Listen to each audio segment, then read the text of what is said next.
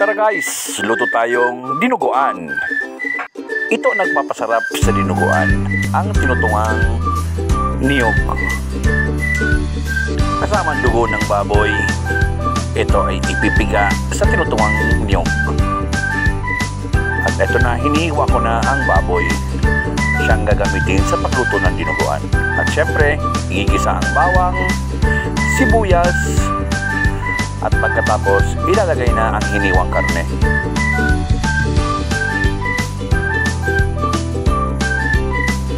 Hahaluin, lulutuin, at ilalagay ibang ingredients kagaya ng asin, paminta, toyo, suka, at ang laurel. Hahalo nito ng maigi hanggang maluto ang baboy.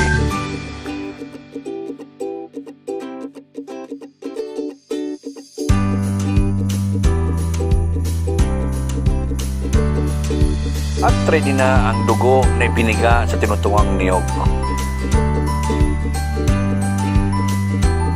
Bago ilagay ang gata na may dugo, lalagay muna ng asukal at suka.